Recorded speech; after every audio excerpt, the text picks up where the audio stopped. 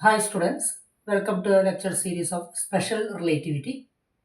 ഇന്നത്തെ ലെക്ചറിൽ നമ്മൾ ഡിസ്കസ് ചെയ്യുന്നത് ട്വിൻ പാരഡോക്സ് എന്ന് പറയുന്ന റിലേറ്റിവിറ്റിയിലെ വളരെ അത്ഭുതകരവും എന്നാൽ വളരെ ഒരു പാരഡോക്സിയൽ സിറ്റുവേഷൻ ആയിട്ടുള്ള ഒരു കാര്യമാണ് പറയുന്നത്. ട്വിൻ പാരഡോക്സ് വളരെ ഇൻട്രസ്റ്റിംഗ് ആയിട്ടുള്ള ഒരു സെക്ഷൻ കൂടിയാണ്. സ്പെഷ്യൽ റിലേറ്റിവിറ്റിയിലെ ഒരു പാരഡോക്സിക്കൽ സിറ്റുവേഷനാണ് ഈ ട്വിൻ പാരഡോക്സ് എന്ന് പറയുന്നത്. അതിൻ്റെ യഥാർത്ഥത്തിലുള്ള റെസല്യൂഷൻ എന്ന് പറയുന്നത് എങ്ങനെ റിസോൾവ് ചെയ്യാം ഒരു പാരഡോക്സ് എന്ന് പറയുന്നത് നമുക്കത് കൃത്യമായി ഒരു വിരോധാഭാസം പോലെ തോന്നുന്ന ഒരു സിറ്റുവേഷനാണ്. ഈ സിറ്റുവേഷൻ്റെ എക്സാക്ട് റെസല്യൂഷൻ എന്ന് പറയുന്നത് ജനറൽ തിയറി ഓഫ് റിലേറ്റിവിറ്റി ഉപയോഗിച്ചുകൊണ്ട് നമുക്ക് ഡിസ്കസ് ചെയ്യാവുന്നതാണ്. നമ്മളുടെ ടോപ്പിക് എന്ന് പറയുന്നത് സ്പെഷ്യൽ റിലേറ്റിവിറ്റിയിൽ റെസ്ട്രിക്റ്റ് ചെയ്തുകൊണ്ട് അത്തരം ജനറൽ തിയറി ഓഫ് റിലേറ്റിവിറ്റിയുടെ ടൂൾസുകൾ ഉപയോഗിച്ചുകൊണ്ട് ഇതിൻ്റെ റെസല്യൂഷനെ കുറിച്ച് നമ്മൾ സംസാരിക്കുന്നില്ല.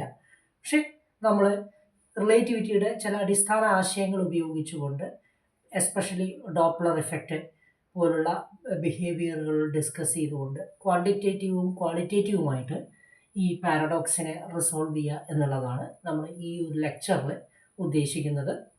അപ്പോൾ ഈ ഒരു ലെക്ചറിൽ ട്വിൻ പാരഡോക്സിൻ്റെ റെസൊല്യൂഷൻ പറയുന്നതിന് മുമ്പ് എന്താണ് ട്വിൻ പാരഡോക്സ് എന്ന് വളരെ ലളിതമായി പറയാനുള്ള ശ്രമമാണ് നമ്മളിവിടെ ഒരു എക്സാമ്പിൾ വെച്ചിട്ട് ലളിതമായി പറയാനുള്ള ശ്രമമാണ് നമ്മൾ നടത്തുന്നത്.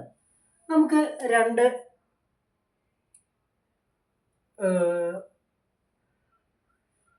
ഒരു പെയർ ഓഫ് ട്വിൻ കൺസിഡർ ചെയ്യാം.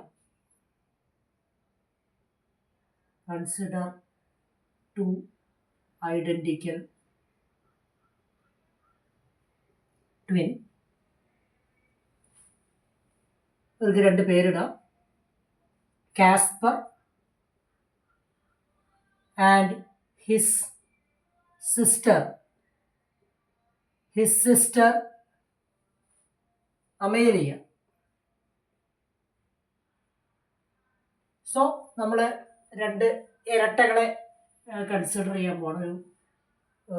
ഒരു പെയർ ഓഫ് ഇരട്ടകളെ കൺസിഡർ ചെയ്യാൻ പോവാണ്, കാസ്പറും അദ്ദേഹത്തിൻ്റെ സിസ്റ്റർ അമേലിയയും. ഓക്കെ, രണ്ടുപേരും എർത്തിലാണെന്ന് വിചാരിക്കാം. ഇനി നമ്മൾ കൺസിഡർ ചെയ്യുന്നത് Casper remains on earth. Casper remains on earth. Casper എർത്തിൽ തന്നെ റിമെയിൻ ചെയ്യുന്നു. വൈൽ അമേലിയ ഒരു സ്പേസ് ഷട്ടിൽ അല്ലെങ്കിൽ റോക്കറ്റ് ഷിപ്പിൽ കയറിയിട്ട് ട്രാവൽ ചെയ്യുകയാണെന്ന് വിചാരിച്ചു, ഒരു ഡിസ്റ്റന്റ് പ്ലാനറ്റിലേക്ക് ട്രാവൽ ചെയ്യുകയാണ്. While Amelia sets of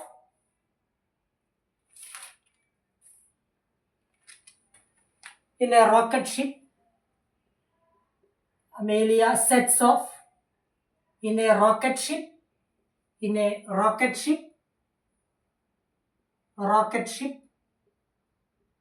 Amelia sets off in a rocket ship on a trip to a distant planet.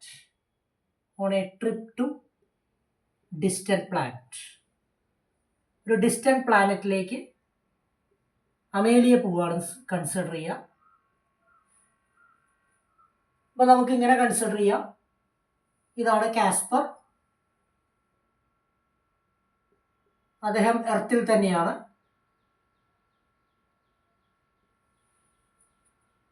അദ്ദേഹം എർത്തിൽ തന്നെ തുടരുന്നു. അമേലിയ ഒരു ഡിസ്റ്റന്റ് പ്ലാനറ്റിലേക്ക് ട്രാവൽ ചെയ്യാണ്. ഇവിടെ ഒരു ഡിസ്റ്റന്റ് പ്ലാനറ്റ് ഉണ്ടെന്ന് വിചാരിച്ചു. ഒരു ഡിസ്റ്റന്റ് പ്ലാനറ്റ് ഉണ്ടെന്ന് വിചാരിക്കുക.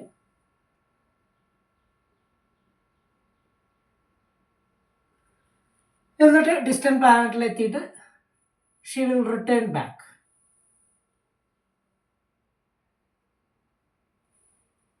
ഓക്കെ, ഇതാണ് നമ്മളുടെ കൺസിഡറേഷൻ എന്ന് പറയുന്നത്. ഇപ്പൊ കാസ്പർ എർത്തിൽ തന്നെ തുടരുന്നു. അമേലിയ ഒരു ഡിസ്റ്റന്റ് പ്ലാനറ്റിലേക്ക് ഒരു പർട്ടിക്കുലർ സ്പീഡിൽ ട്രാവൽ ചെയ്യുന്നു. ഒരു കോൺസ്റ്റന്റ് വെലോസിറ്റി വീലാണ് ട്രാവൽ ചെയ്യുന്നതെന്ന് വിചാരിക്കാം. എന്നിട്ട് അത് ഡിസ്റ്റന്റ് പ്ലാനറ്റിൽ എത്തിയിട്ട് തിരിച്ച് വരികയാണ്. അപ്പോൾ കാസ്പർ കയ്യിൽ ഒരു ക്ലോക്ക് ഉണ്ട്, അമേലിയയുടെ കയ്യിലും ഒരു ക്ലോക്ക് ഉണ്ട്. രണ്ടുപേരും അങ്ങോട്ടും ഇങ്ങോട്ടും അവരുടെ സ്വന്തം ഏജും അതേപോലെ തന്നെ മറ്റാളുടെ ഏജും ഒബ്സർവ് ചെയ്യാണെന്ന് വിചാരിച്ചു. ഇപ്പോൾ കാസ്പറിൻ്റെ കയ്യിൽ ഒരു ക്ലോക്ക് ഉണ്ട്. നമുക്കറിയാം നമ്മൾ കാസ്പറിൻ്റെ ഫ്രെയിമിൽ നിന്നുകൊണ്ടാണ് ആദ്യം ഈ ഡിസ്കഷൻ നടക്കുന്നത്. അപ്പോൾ കാസ്പറിൻ്റെ ഫ്രെയിം എന്ന് പറയുന്നത് ജസ്റ്റ് ലൈക്ക് എസ് ഫ്രെയിം പോലെയാണ്. He is addressed and he observes Amelia's clock, and according to him, റിലേറ്റിവിറ്റിയുടെ അടിസ്ഥാന നിയമപ്രകാരം നമുക്കറിയാം, according to him,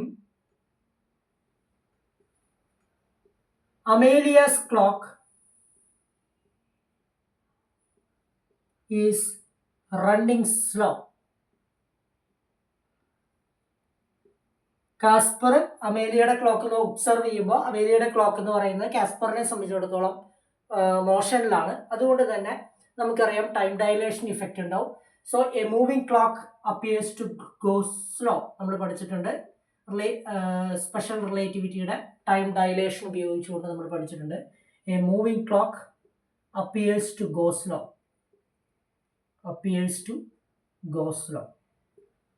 അപ്പോൾ അതുകൊണ്ട് തന്നെ കാസ്പറിനെ സംബന്ധിച്ചിടത്തോളം അമേലിയയുടെ ക്ലോക്ക് സ്ലോ ആയിട്ട് മൂവ് ചെയ്യുന്നതാണ് കാണാൻ സാധിക്കുക. അപ്പോൾ അതുകൊണ്ട് തന്നെ കാസ്പർ അദ്ദേഹത്തിൻ്റെ ഏജും അമേലിയയുടെ ഏജും ഒബ്സർവ് ചെയ്യുമ്പോൾ അദ്ദേഹത്തിന് ഒരു കാര്യം പറയാൻ സാധിക്കും. കാസ്പർ വിൽ സേ ദാറ്റ്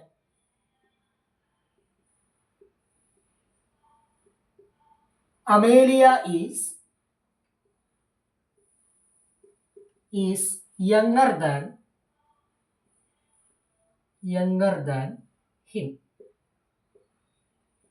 ഇങ്ങനെ കൺക്ലൂഡ് ചെയ്യാൻ സാധിക്കും. അപ്പോൾ കാസ്പറിന്റെ ഫ്രെയിമിൽ നിന്ന് നോക്കുമ്പോൾ അമേലിയയുടെ ക്ലോക്ക് സ്ലോ ആയിട്ട് മൂവ് ചെയ്യുന്നത് കാണാൻ സാധിക്കും. അതുകൊണ്ട് തന്നെ ഡിസ്റ്റന്റ് പ്ലാനറ്റിൽ തിരിച്ച് റിട്ടേൺ എത്തുമ്പോൾ കാസ്പറിന്റെ ഏജിനേക്കാളും ഏജ് കുറവായിട്ട് അമേലിയയുടെ ഏജ് അദ്ദേഹം പ്രഡിക്റ്റ് ചെയ്യും. Okay, clear? ഇതാണ് ഈ ഒരു കോൺസെപ്റ്റ് നമുക്കറിയാം. പക്ഷേ നമ്മൾ അമേലിയയുടെ ഫ്രെയിമിൽ നിന്നുകൊണ്ട് കാര്യങ്ങൾ കൺസിഡർ ചെയ്യുകയാണെങ്കിൽ രണ്ട് ക്ലോക്കുകൾ കാസ്പറും അമേലിയയും തമ്മിൽ ഒരു റിലേറ്റീവ് മോഷനിലാണുള്ളത്. ആ റിലേറ്റീവ് മോഷനിലായ കാരണം റിലേറ്റീവ് സ്പീഡ് എന്ന് പറയുന്നത് v ആണ്. അപ്പോൾ അമേലിയയുടെ ക്ലോക്കിൽ നിന്നുകൊണ്ട് കാസ്പറിനെ ഒബ്സർവ് ചെയ്യുകയാണെങ്കിൽ മറ്റൊരു രീതിയിലാണ് അമേലിയ ഡിസ്റ്റന്റ് പ്ലാനറ്റിലേക്ക് ട്രാവൽ ചെയ്യുന്നതെന്നല്ല അമേലിയയ്ക്ക് ഫീൽ ചെയ്യുക. അമേലിയ ഒബ്സർവ് ചെയ്യുന്നത് ഈ രീതിയിലായിരിക്കും. അമേലിയ എങ്ങനെയാണെങ്കിൽ അമേലിയ റെസ്റ്റിലാണെന്നാണ് അമേലിയ പറയുക. കാസ്പർ ഈ ഡിറക്ഷനിൽ മൂവ് ചെയ്യുന്നതായിട്ടും Casper and earth and including the solar system left ഡിറക്ഷനിലേക്ക് ഈ ഡിറക്ഷനിലേക്ക് ട്രാവൽ ചെയ്തതായിട്ടും തിരിച്ച് റിട്ടേൺ അടിക്കുന്നതായിട്ടാണ് അമേലിയ ഒബ്സർവ് ചെയ്യുക. അമേലിയയുടെ ഒബ്സർവേഷൻ പ്രകാരം ഈ രൂപത്തിലാണ് അദ്ദേഹത്തിന് കാണുക. അപ്പോൾ അമേലിയ പറയും കാസ്പറിന്റെ ക്ലോക്ക് running slowly എന്ന് അമേലിയ പറയും. So according to Amelia's frame,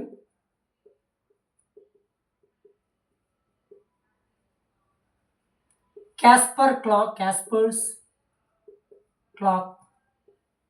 clocks are running slowly.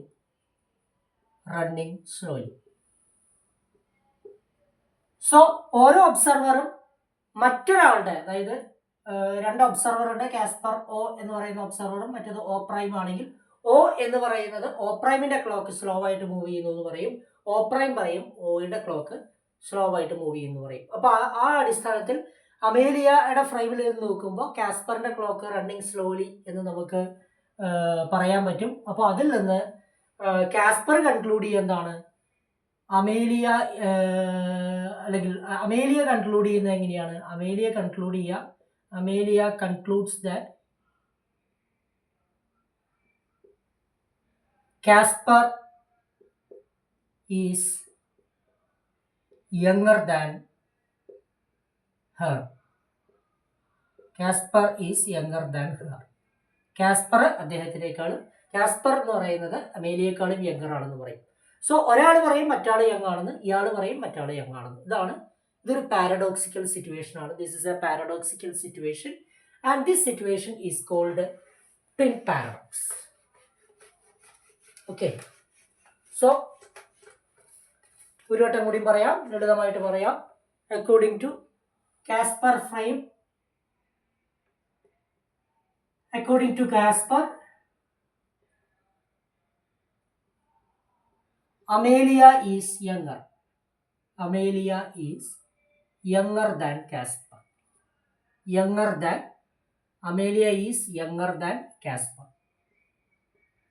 Okay, and according to Amelia,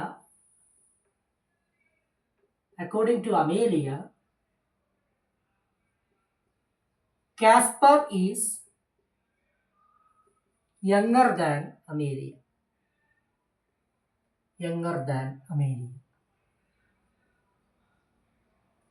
So which is true? ഇതിൽ ഏതാണ് ട്രൂ? രണ്ടുപേരും രണ്ട് രീതിയിലാണ് പറയുന്നത്. So this is a paradoxical situation. This is a paradoxical situation.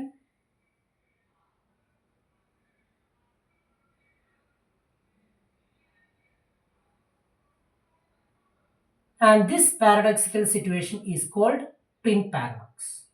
Twin paradox.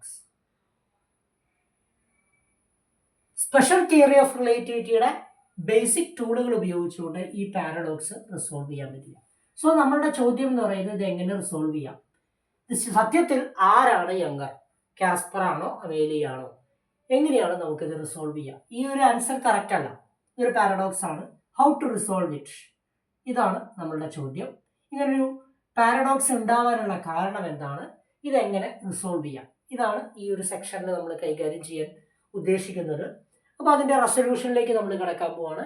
എങ്ങനെയാണ് ഈ twin paradox resolve ചെയ്യുക എന്നുള്ളതാണ് നമ്മൾ ആദ്യം ഡിസ്കസ് ചെയ്യാൻ പോകുന്നത്. So resolution of twin paradox. Resolution of twin paradox. Twin paradox ഇതെങ്ങനെ റിസോൾവ് ചെയ്യാം? നമുക്ക് വളരെ ലളിതമായിട്ട് പറയാം. സത്യത്തിൽ ഈ ഒരു പ്രോബ്ലം, ഈ ഒരു പാരഡോക്സ് റിസോൾവ് ചെയ്യുന്നത് ഞാൻ നേരത്തെ പറഞ്ഞിരുന്നു, സ്പെഷ്യൽ റിലേറ്റിവിറ്റിയുടെ ടൂളുകൾ ഉപയോഗിച്ചുകൊണ്ട് നമുക്കിത് സോൾവ് ചെയ്യാൻ സാധിക്കില്ല. കാരണം സ്പെഷ്യൽ റിലേറ്റിവിറ്റി എന്ന് പറയുന്നത് കൺസിഡർ ചെയ്യുന്നത് ഓൺലി ഇനേർഷ്യൽ ഫ്രെയിംസിനെയാണ്. ഇനേർഷ്യൽ ഫ്രെയിംസ് എന്ന് പറഞ്ഞാൽ ആക്സലറേറ്റ് ചെയ്യപ്പെടാത്ത ഫ്രെയിം, അൺആക്സലറേറ്റഡ് ഫ്രെയിംസ്. ആക്സലറേറ്റഡ് ഫ്രെയിംസിന്റെ ഫിസിക്സ് റിലേറ്റിവിറ്റിയുടെ ഫ്രെയിമിൽ അല്ലെങ്കിൽ റിലേറ്റിവിറ്റിയുടെ ബൗണ്ടറിയിൽ ഒതുങ്ങി നിൽക്കുന്ന കാര്യമല്ല. അവിടെ നിങ്ങൾക്ക് ജനറൽ റിലേറ്റിവിറ്റി ഉപയോഗിക്കേണ്ടി വരും. ജനറൽ റിലേറ്റിവിറ്റി ഉപയോഗിച്ചുകൊണ്ട് മാത്രമേ ഇവിടെ കാര്യങ്ങൾ ഡിസ്കസ് ചെയ്യാൻ പറ്റുള്ളൂ. ഇവിടെ എന്തുകൊണ്ടാണ് ആക്സലറേറ്റഡ് ഫ്രെയിംസ് വേണം എന്ന് പറയാൻ കാരണം, നമ്മൾ ഈ പ്രോബ്ലം ഡിസ്കസ് ചെയ്യുമ്പോൾ നമുക്കറിയാം, നമ്മളുടെ ഇതാണ് കാസ്പർ എന്ന് വിചാരിക്കുക, ഇതാണ് അമേലിയ, അത് റോക്കറ്റ് ഷിപ്പിലാണ് ട്രാവൽ ചെയ്യുന്നത്. അപ്പോൾ അമേലിയ ഒരു പർട്ടിക്കുലർ കോൺസ്റ്റന്റ് സ്പീഡിൽ ഫ്രെയിമിൽ ട്രാവൽ, ഈ ഒരു ഡിസ്റ്റന്റ് ഗാലക്സിയിലേക്ക് ട്രാവൽ ചെയ്യുന്നു തൽക്കാലം വിചാരിക്കാം. ഇത് റോക്കറ്റ് ഷിപ്പാണ്. റോക്കറ്റ് ഷിപ്പ് ആകുമ്പോൾ തുടക്കത്തിൽ ഒരു ത്രസ്റ്റ് കൊടുക്കേണ്ടി വരും. ആ ത്രസ്റ്റ് കൊടുക്കുമ്പോൾ ആ റോക്കറ്റ് ഷിപ്പ് ഇനീഷ്യലി ഒരു ആക്സലറേഷൻ ഉണ്ടാവും. അപ്പോൾ അതുകൊണ്ട് തന്നെ ആ ഫ്രെയിം പൂർണ്ണമായും ഇനേർഷ്യൽ ഫ്രെയിം ആണോ? ഈ അമേലിയയുടെ ഫ്രെയിം ഇനേർഷ്യൽ ഫ്രെയിം ആണോ എന്ന് ചോദിച്ചാൽ അല്ല. നമ്മൾ എസ് പ്രൈം ഫ്രെയിം എന്നാണ് പറയുക. അമേലിയയുടെ ഫ്രെയിം തുടക്കത്തിൽ എന്തായാലും അത് റോക്കറ്റ് ട്രാവൽ ചെയ്യുന്ന സമയത്ത് ഒരു ആക്സലറേഷൻ ഉണ്ടാവും. പിന്നെ അത് കോൺസ്റ്റന്റ് വെലോസിറ്റിയിൽ ട്രാവൽ ചെയ്യുന്നു എന്ന് വിചാരിക്കുകയാണെങ്കിൽ പോലും ഇനീഷ്യൽ ടൈമിൽ ചെറിയൊരു ആക്സലറേഷൻ ഉണ്ടാവും. അത് പ്യുവർലി ഇനേർഷ്യൽ ഫ്രെയിം അല്ല. അത് കഴിഞ്ഞിട്ട് ഡിസ്റ്റന്റ് ഗാലക്സിയിൽ എത്തിയതിന് ശേഷം ഈ അമേലിയ, ഈ റോക്കറ്റ് ഷിപ്പ് തിരിച്ച് റിട്ടേൺ ചെയ്യണം. അപ്പോൾ ഇപ്പോൾ എന്താ പറയുക, ഗാലക്സിയിലേക്ക് പോകുന്ന സമയത്ത് തുടക്കത്തിലൊരു ആക്സലറേഷൻ ഉണ്ടെങ്കിൽ പോലും അത് നെഗ്ലക്ട് ചെയ്യാവുന്ന വളരെ ചെറിയ സമയമാണ് എന്ന് നമ്മൾ കൺസിഡർ ചെയ്താൽ ഓൾമോസ്റ്റ് 90% ടൈം അല്ലെങ്കിൽ കൂടുതൽ സമയവും ഈ അമേലിയയുടെ ഫ്രെയിം ഇനേർഷ്യൽ ഫ്രെയിം ആയിട്ട് തന്നെ കോൺസ്റ്റന്റ് സ്പീഡിൽ ട്രാവൽ ചെയ്യുന്ന ഫ്രെയിം ആയിട്ടാണ് പോകുന്നത് എന്ന് സങ്കല്പിക്കുക. അപ്പോൾ ആ ഒരു ഇഷ്യൂ സോൾവ് ചെയ്തു. പക്ഷേ ഇവിടെ ഡിസ്റ്റന്റ് പ്ലാനറ്റിൽ എത്തിയിട്ട് ഈ ഫ്രെയിം റിട്ടേൺ ചെയ്യുന്ന സമയത്ത്, അല്ലെങ്കിൽ ഈ അമേലിയ റിട്ടേൺ ചെയ്യുന്ന സമയത്ത് എന്തായാലും തിരിച്ചു വരുമ്പോൾ ഈ സ്പീഡ് കുറയ്ക്കേണ്ടി വരും. ഈ എന്താ പറയുക, ഈ ഫ്രെയിം അല്ലെങ്കിൽ അമേലിയയുടെ റോക്കറ്റ് ഷിപ്പ് ഈ ഡിസ്റ്റന്റ് ഗാലക്സിയിൽ എത്തുമ്പോൾ ഒന്ന് ഡീസലറേറ്റ് ചെയ്യേണ്ടി വരും. ഡീസലറേറ്റ് ചെയ്ത് സ്പീഡ് -v ആയിട്ട് ഓപ്പോസിറ്റ് ഡിറക്ഷനിൽ ട്രാവൽ ചെയ്യാണ് ചെയ്യുന്നത്. അപ്പോൾ ഇങ്ങോട്ട് പോകുമ്പോൾ v സ്പീഡിലും തിരിച്ച് ഡീസലറേറ്റ് ചെയ്ത് -v സ്പീഡായിട്ട് തിരിച്ച് ഇങ്ങോട്ട് വരുമ്പോൾ ഇത് പ്യുവർലി ഒരു ഇനേർഷ്യൽ ഫ്രെയിം അല്ല എന്നുള്ള കാര്യത്തിൽ സംശയമില്ല. അപ്പോൾ ടേൺ അറൗണ്ട് സമയത്ത്, അതായത് ഈ ഫ്രെയിം തിരിയുന്ന സമയത്ത്, ഗാലക്സിയിലെത്തിയിട്ട് തിരിയുന്ന സമയത്ത് എന്തായാലും അത് ഡീസലറേറ്റ് ചെയ്യപ്പെടും. ആ ടേൺ അറൗണ്ട് ടൈം വളരെ ചെറിയ ടൈമാണെന്ന് വേണമെങ്കിൽ സങ്കല്പിക്കാം. അപ്പോൾ അതും നെഗ്ലക്ട് ചെയ്യാം. എങ്കിൽ പോലും ഇങ്ങോട്ട് പോകുമ്പോൾ v സ്പീഡിലും തിരിച്ചിങ്ങോട്ട് വരുമ്പോൾ -v സ്പീഡിലുമായിട്ടാണ് ഇത് വരുന്നത്. രണ്ട് ഡിഫറെൻറ്റ് ഇനേർഷ്യൽ ഫ്രെയിമിലായിട്ടാണ് വരുന്നത്. അത് തന്നെയാണ് ഈ ട്വിൻ പാരഡോക്സിന് പ്രധാനപ്പെട്ട കാരണം. അതായത് ഒരു ഫ്രെയിമിൽ നിന്ന് മറ്റൊരു ഫ്രെയിമിലേക്ക്, ഇത് മനസ്സിലാക്കാൻ വളരെ ശ്രദ്ധാപൂർവ്വം മനസ്സിലാക്കേണ്ട സാധനമാണ്. തുടക്കത്തിൽ ഇവനൊരു ആക്സലറേഷൻ ഉണ്ടാവും, ഈ ഫ്രെയിമിന് ഇവിടെ എത്തുമ്പോൾ ഒരു ഡീസലറേഷൻ ഉണ്ടാവും. അപ്പം അതുകൊണ്ട് തന്നെ പ്യുവർലി സ്പെഷ്യൽ തിയറി ഓഫ് റിലേറ്റിവിറ്റിയുടെ ടൂൾ ഉപയോഗിച്ചുകൊണ്ട് സോൾവ് ചെയ്യാവുന്ന ഒരു പ്രോബ്ലം അല്ല. കാരണം നമ്മളിവിടെ കൺസിഡർ ചെയ്യുന്നത് ഇനേർഷ്യൽ ഫ്രെയിമുകളല്ല. ഓക്കെ, ക്ലിയർ ആയി എന്ന് വിചാരിക്കുന്നു. ഇനി ഇനേർഷ്യൽ ഫ്രെയിമുകളാണ് എന്ന് സങ്കല്പിക്കുകയാണെങ്കിൽ, അപ്പോൾ ഇനേർഷ്യൽ ഫ്രെയിമുകൾ അല്ലെങ്കിൽ നമുക്ക് എന്തായാലും ജനറൽ തിയറി ഓഫ് റിലേറ്റിവിറ്റിയുടെ ടൂൾസുകൾ ഉപയോഗിച്ചുകൊണ്ട് ഈ ട്വിൻ പാരഡോക്സിന്റെ എക്സാക്ട് സൊല്യൂഷൻ നമുക്ക് കണ്ടുപിടിക്കാൻ പറ്റും. പക്ഷെ നമ്മളിവിടെ ജനറൽ തിയറി ഓഫ് റിലേറ്റിവിറ്റി എന്ന് പറയുന്ന ടോപ്പിക് ഇവിടെ കൈകാര്യം ചെയ്യാത്തത് കൊണ്ട് മറ്റൊരു രീതിയിൽ നമ്മൾ ഇത് റിസോൾവ് ചെയ്യാനാണ് ഇവിടെ ശ്രമിക്കുന്നത്. ആ മറ്റൊരു രീതി എന്ന് പറയുന്നത്, അവിടെ നമ്മൾ ഉപയോഗിക്കുന്നത് ഇനീഷ്യലി ഈ ഫ്രെയിമിൻ്റെ ആക്സലറേഷൻ, തുടക്കത്തിൽ ഈ ഫ്രെയിമിൻ്റെ ആക്സലറേഷൻ വളരെ നെഗ്ലിജിബിൾ ടൈം മാത്രമേ ഉള്ളൂ എന്ന് വിചാരിക്കുക. അതായത് നമ്മൾ സഫിഷ്യൻറ്റ് ട്രസ്റ്റ് ഈ റോക്കറ്റിന് കൊടുക്കുകയാണെങ്കിൽ വളരെ പെട്ടെന്ന് തന്നെ ഇതിന് ആവശ്യമായിട്ടുള്ള സ്പീഡിലേക്ക്, v സ്പീഡിലേക്ക് ഈ റോക്കറ്റ് വളരെ പെട്ടെന്ന് വന്നിട്ടുണ്ടാവും. അപ്പോൾ ആ ആക്സലറേഷൻ്റെ ടൈം എന്ന് പറയുന്നത് നെഗ്ലിജിബിൾ ടൈം ആയിരിക്കും. ആ സമയത്ത് മാത്രമേ ആക്സലറേറ്റ് ചെയ്യപ്പെടുള്ളൂ. പിന്നെ ഈ ടേൺ അറൗണ്ടിൻ്റെ സമയത്ത് ഇവൻ ഡീസലറേറ്റ് ചെയ്ത് സ്പീഡ് ഓപ്പോസിറ്റ് ഡിറക്ഷനിലേക്ക് മാറ്റുന്ന സമയവും നെഗ്ലിജിബിൾ ആണെന്ന് വിചാരിക്കുക. നെഗ്ലിജിബിൾ, വളരെ മൈന്യൂട്ട് ആയിട്ടുള്ള സമയം മാത്രമേ ഇത് എടുക്കുന്നുള്ളൂ എന്ന് വിചാരിക്കുക. അപ്പോൾ ഈ രണ്ട് ടൈമുകളും നമുക്ക് നെഗ്ലക്ട് ചെയ്യാം. ടേൺ അറൗണ്ട് ടൈമും ഇനീഷ്യൽ ആക്സലറേഷൻ്റെ ടൈമും നമുക്ക് നെഗ്ലക്ട് ചെയ്താൽ നമുക്കൊരു കാര്യം പറയാൻ സാധിക്കും. നമ്മളുടെ അമേലിയ എന്ന് പറയുന്ന അമേലിയ ട്രാവൽ ചെയ്യുന്ന റോക്കറ്റ് ഷിപ്പ് ഡിസ്റ്റന്റ് പ്ലാനറ്റിലേക്ക് പോകുമ്പോൾ ഓൾമോസ്റ്റ് ടൈം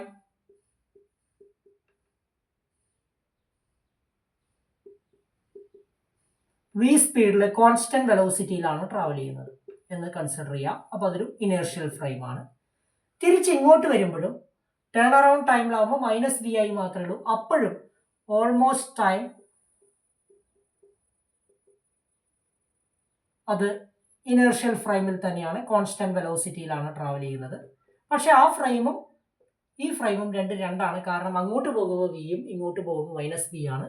അപ്പോൾ നമുക്ക് സത്യത്തിൽ പറയാം, ഈ ഒരു പ്രോബ്ലം നമ്മൾ ഡിസ്കസ് ചെയ്യുമ്പോൾ അമേരിയയുടെ ഫ്രെയിം ഒരു ഇനേർഷ്യൽ ഫ്രെയിമിൽ നിന്ന് തിരിച്ചു വരുമ്പോൾ മറ്റൊരു ഇനേർഷ്യൽ ഫ്രെയിമിലേക്ക് ജമ്പ് ചെയ്യുന്നു എന്ന് വേണമെങ്കിൽ നമുക്ക് കൺസിഡർ ചെയ്യാം. ആ ജമ്പിങ് ആണ് സത്യത്തിൽ ഒരു അസിമെട്രി ഉണ്ടാക്കുന്നത്.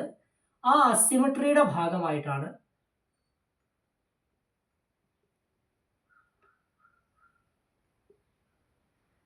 ഭാഗമായിട്ടാണ് ഈ ട്വിൻ പാരഡോക്സ് ഉണ്ടാകുന്നത് എന്നുള്ളതാണ് നമ്മളിവിടെ ആർഗ്യൂ ചെയ്യുന്നത്. അതിൻ്റെ ഭാഗമായിട്ടാണ് ട്വിൻ പാരഡോക്സ് ഉണ്ടാകുന്നത്. അതിൻ്റെ കൂടെ റിലേറ്റിവിസ്റ്റിക് ഡോപ്ലർ ഇഫക്റ്റിൻ്റെ കോൺസെപ്റ്റും കൂടി ഉപയോഗിച്ചുകൊണ്ട് നമ്മൾ ഈ ട്വിൻ പാരഡോക്സ് റിസോൾവ് ചെയ്യാൻ പോവുകയാണ്. അപ്പോൾ ഇവിടെ നമ്മൾ രണ്ട് ഫ്രെയിം ഒരു വട്ടം കൂടി ഇതിൻ്റെ കുറച്ചൊരു എക്സ്റ്റൻഷൻ കൂടി പറഞ്ഞിട്ട് നമുക്ക് ക്വാണ്ടിറ്റേറ്റീവ് ഡിസ്കഷനിലേക്ക് പോകാം.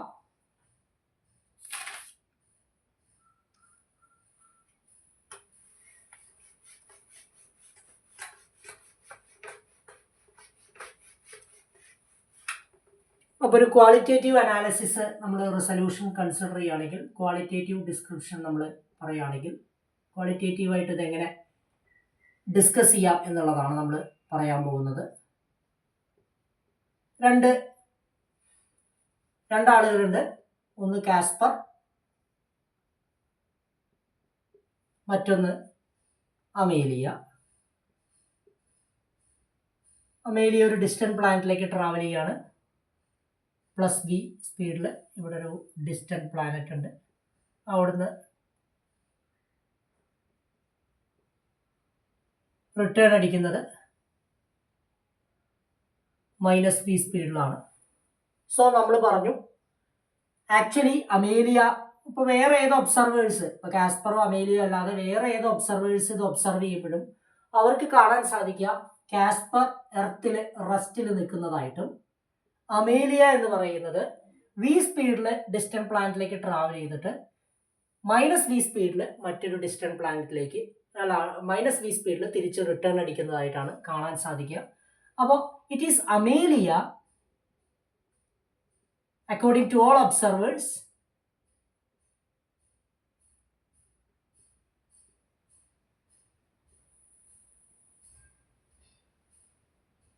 it is Amelia who is in relative motion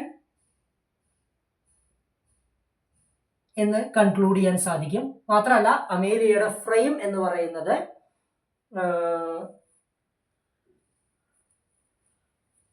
അമേലിയയുടെ frame എന്ന് പറയുന്നത് v സ്പീഡിൽ ട്രാവൽ ചെയ്യുന്ന ഒരു ഫ്രെയിമിലായിരുന്നു ആദ്യം പോയിരുന്നത്. തിരിച്ച് -v സ്പീഡിൽ ട്രാവൽ ചെയ്യുന്ന ഒരു ഫ്രെയിമിലായിരുന്നു. അപ്പോൾ Amelia is jumping from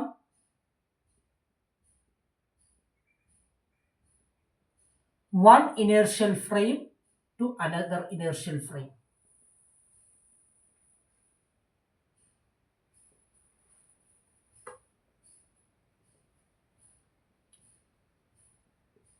Another inertial frame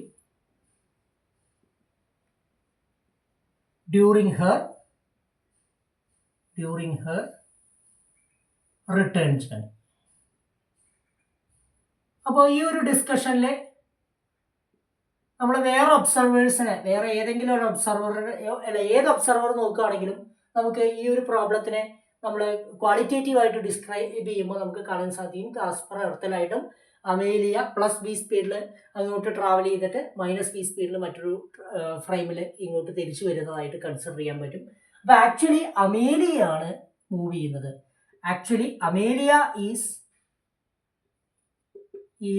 really in motion. അപ്പോൾ അതുകൊണ്ട് തന്നെ അമേലിയയുടെ ക്ലോക്കിനാണ് സ്ലോ ആയിട്ട് മൂവ് ചെയ്യുക. That is why so Amelia's clock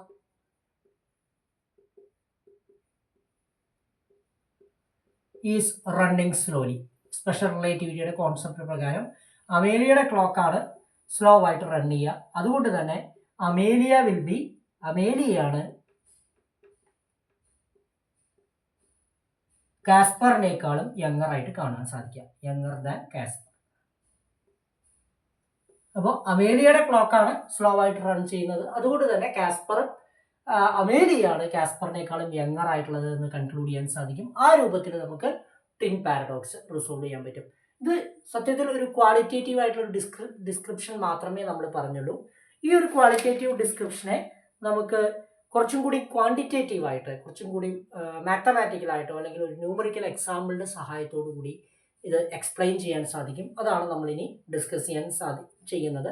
അവിടെ നമ്മൾ എന്താ പറയുക, ക്വാണ്ടിറ്റേറ്റീവായിട്ട് ഡിസ്ക്രൈബ് ചെയ്യുകയും അതിൻ്റെ ഭാഗമായിട്ട് ഡോപ്ലർ ഇഫക്റ്റിൻ്റെ സഹായത്തോടു കൂടി ഈ ഒരു ക്വാണ്ടിറ്റേറ്റീവ് ഡിസ്ക്രിപ്ഷനെ അത് പ്രൂവ് ചെയ്യുകയും ചെയ്യും. അത് ക്വാണ്ടിറ്റേറ്റീവ് ഡിസ്ക്രിപ്ഷൻ്റെ കറക്റ്റ്നെസ് ചെക്ക് ചെയ്യുകയും ചെയ്യും. അപ്പോൾ അതാണ് നമ്മൾ പറഞ്ഞു കഴിയുമ്പോൾ ഇത് കുറച്ചും കൂടി ക്ലിയർ ആവും. ഇപ്പോൾ പെട്ടെന്ന് പറയുമ്പോൾ പൂർണ്ണമായി മനസ്സിലായിക്കൊള്ളണമെന്നില്ല.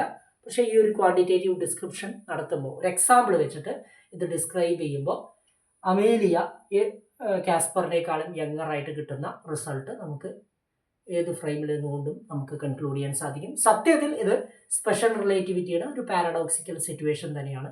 പക്ഷെ വളരെ വൈസ്ഫുള്ളായിട്ട് റിലേറ്റിവിറ്റിയുടെ ചില ആശയങ്ങൾ ഉപയോഗിച്ചുകൊണ്ട്, പല അപ്രോക്സിമേഷൻസും ഉപയോഗിച്ചുകൊണ്ട് നമ്മൾ ഈ ഒരു പാരഡോക്സിക്കൽ സിറ്റുവേഷനെ റിസോൾവ് ചെയ്യുകയാണ് ചെയ്യുന്നത്. എക്സാക്ട് സൊല്യൂഷൻ വേണമെങ്കിൽ ജനറൽ തിയറി ഓഫ് റിലേറ്റിവിറ്റി ഉപയോഗിക്കേണ്ടി വരും. ഓക്കെ, ഒരു വട്ടം കൂടി ആവർത്തിക്കുന്നു ആ ഒരു concept. Exact solution general theory of റിലേറ്റിവിറ്റിയുടെ ടൂളുകൾ ഉപയോഗിച്ചുകൊണ്ടാണ്. പക്ഷെ നമ്മൾ അത് ഉപയോഗിക്കാതെ തന്നെ റിലേറ്റിവിസ്റ്റിക് ഡോപ്ലർ ഇഫക്റ്റും അതേപോലെ തന്നെ ഇനേർഷ്യൽ ഫ്രെയിമുകളുടെ ഈ അസിമെട്രി ഉപയോഗിച്ചുകൊണ്ടും ഒരു ഫ്രെയിമിൽ നിന്ന് മറ്റൊരു ഫ്രെയിമിലേക്ക് സ്വിച്ച് ചെയ്യുന്ന ഒരു കോൺസെപ്റ്റ് നമ്മളിവിടെ പറഞ്ഞിരുന്നു. ആ ഒരു കോൺസെപ്റ്റ് ഉപയോഗിച്ചുകൊണ്ട് asymmetry in inertial frames, inertial ഫ്രെയിമുകളിലെ അസിമെട്രികളും ഉപയോഗിച്ചുകൊണ്ട് നമ്മളിത് എക്സ്പ്ലെയിൻ ചെയ്യുകയാണ് ചെയ്യുന്നത്. ഓക്കെ, അപ്പോൾ അതിൻ്റെ ഒരു ക്വാണ്ടിറ്റേറ്റീവ് ഡിസ്ക്രിപ്ഷൻ ഒരു എക്സാമ്പിൾ വെച്ച് ഡിസ്കസ് ചെയ്യാൻ പോവാണ്.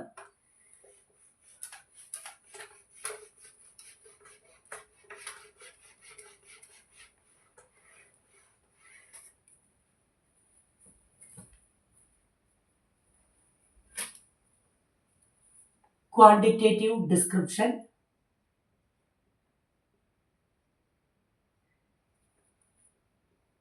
Quantitative description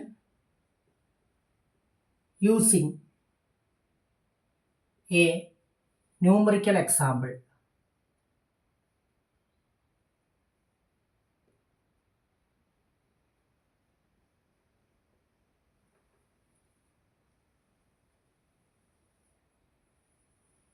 ഇതിൽ നമ്മൾ ഡിസ്കസ് ചെയ്യുന്നത് കാസ്പർ എർത്തിൽ തന്നെ റെസ്റ്റ് ചെയ്യുന്നു. ഇനി ഒരു ഡിസ്റ്റന്റ് പ്ലാനറ്റ് ഇവിടെയുണ്ട്. ആ ഡിസ്റ്റന്റ് പ്ലാനറ്റിലേക്കുള്ള ദൂരം 6 ലൈറ്റ് ഇയേഴ്സ് ആണ്. ലൈറ്റ് ഇയർ എന്ന് പറഞ്ഞാൽ എല്ലാവർക്കും അറിയാമെന്ന് വിചാരിക്കുന്നു. അത് ആസ്ട്രോണമിയിൽ നമ്മൾ ഉപയോഗിക്കുന്ന ദൂരത്തിൻ്റെ ഒരു അളവുകോലാണ്. ഒരു വർഷം ലൈറ്റ് ട്രാവൽ ചെയ്യുന്ന ദൂരമാണ്. ലൈറ്റിൻ്റെ സ്പീഡ് എന്ന് പറയുന്നത് 3 × 10⁸ മീറ്റർ പെർ സെക്കൻഡ് ആണ്. ഒരു സെക്കൻഡിൽ ട്രാവൽ ചെയ്യുന്നത് 3 × 10⁸ മീറ്റർ ആണ്. അങ്ങനെയാണെങ്കിൽ ഒരു വർഷം ലൈറ്റ് ട്രാവൽ ചെയ്യുന്ന ദൂരമാണ് ലൈറ്റ് ഇയർ എന്ന് പറയുന്നത്. ലൈറ്റ് ഇയർ ആണ്. Light year is a unit of distance. Light year is a unit of distance.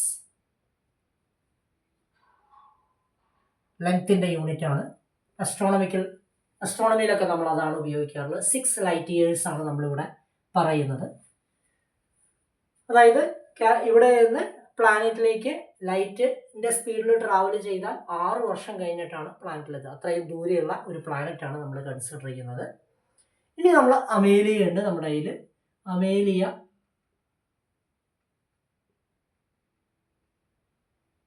.6c സ്പീഡിലാണ് ആ സ്പേസ് ഷട്ടിൽ അമേലിയയുടെ റോക്കറ്റ് ഷിപ്പ് ട്രാവൽ ചെയ്യുന്നതെന്ന് വിചാരിക്കാം. 0.6c സ്പീഡിൽ ട്രാവൽ ചെയ്തിട്ട് പ്ലാനറ്റിലെത്തി റിട്ടേൺ ചെയ്ത് വരികയാണ്. അപ്പോൾ 0.6cയിൽ അമേലിയ ട്രാവൽ ചെയ്യുകയാണെങ്കിൽ നമുക്ക് കൺക്ലൂഡ് ചെയ്യാം. സപ്പോസ് അമേലിയ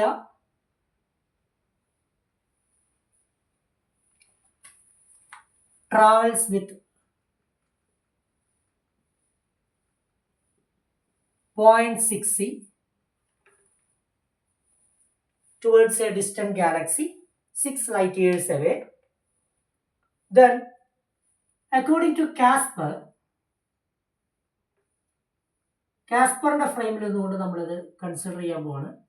കാസ്പറിനെ സംബന്ധിച്ചിടത്തോളം അമേലിയ ട്രാവൽ ചെയ്യേണ്ട ഗാലക്സിയിൽ അല്ലെങ്കിൽ പ്ലാനറ്റിൽ എത്താൻ വേണ്ട ദൂരം എന്ന് പറയുന്നത് 6 ലൈറ്റ് ഇയേഴ്സ് ആണ്. 6 ലൈറ്റ് ഇയേഴ്സ് ട്രാവൽ ചെയ്താലാണ് അമേലിയ ഈ പ്ലാനറ്റിലെത്തുക. അമേലിയ ട്രാവൽ ചെയ്യുന്ന ദൂരം സ്പീഡോ 0.6c ആണ്. സോ എത്ര സമയം കൊണ്ട് അമേലിയ, കാസ്പറിനെ സംബന്ധിച്ചിടത്തോളം അമേലിയ പ്ലാനറ്റിലെത്തും? അപ്പോൾ നമുക്ക് നോക്കാം. According to Caspar, time taken by Amelia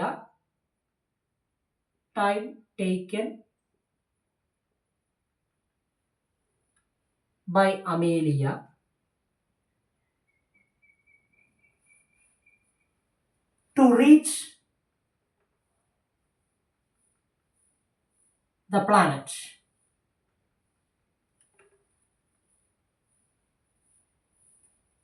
ഈ പ്ലാനറ്റ് അല്ലെങ്കിൽ ഗാലക്സി, ഡിസ്റ്റന്റ് ഗാലക്സിയിലുള്ള പ്ലാനറ്റ് ഒന്നും വേണമെന്നില്ല, അല്ലെങ്കിൽ ഡിസ്റ്റന്റ് പ്ലാനറ്റ് എന്ന് നമുക്ക് കൺസിഡർ ചെയ്യാം. ഗാലക്സിയിലുള്ള പ്ലാനറ്റ് ആണെന്ന് വിചാരിച്ചു. Distant planet 6 light years. അപ്പോൾ നമുക്കതിനെ മൊത്തം ദൂരം 6 ലൈറ്റ് ഇയേഴ്സ് ആണ്. ഡിസ്റ്റൻസ് ബൈ വെലോസിറ്റി ആണ്. ടൈം എന്ന് പറയുന്നത് 0.6c. അപ്പോൾ 6/0.6 that is equal to 10 years. 10 years കൊണ്ടാണ് സി സ്പീഡിലാണ് ട്രാവൽ ചെയ്യുന്നത് വെച്ചാൽ 6 ലൈറ്റ് ഇയറിലാണ് വരിക. 0.6c സ്പീഡിലാണെങ്കിൽ 6/0.6 10 years കൊണ്ട് ഇവനെത്തും.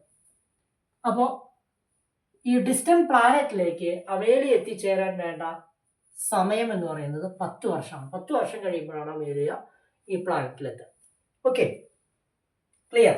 തിരിച്ച് 0.6c സ്പീഡിൽ തന്നെയാണ് ഇവൻ തിരിച്ചു വരുന്നതെന്ന് വിചാരിക്കുക. ഈ ടേൺ അറൗണ്ട് ടൈം എന്ന് പറയുന്നത് നമുക്ക് നെഗ്ലക്ട് ചെയ്യാം. ടേൺ അറൗണ്ട് ടൈം ഒക്കെ നമ്മൾ നെഗ്ലക്ട് ചെയ്യുകയാണെങ്കിൽ 0.6c സ്പീഡിൽ തന്നെ ഇവൻ തിരിച്ചു വരുന്നു. അപ്പോൾ time taken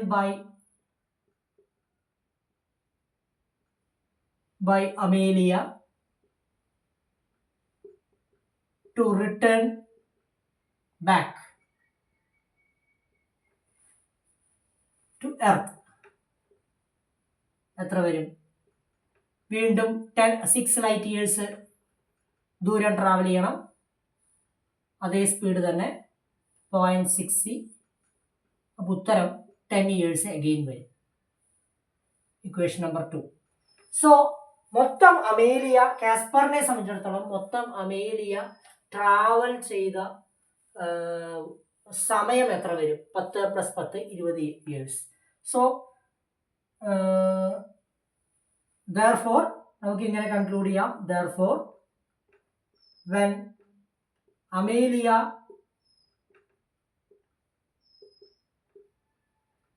reaches the Earth,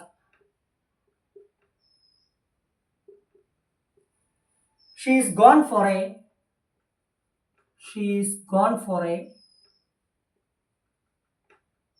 total of 20 years.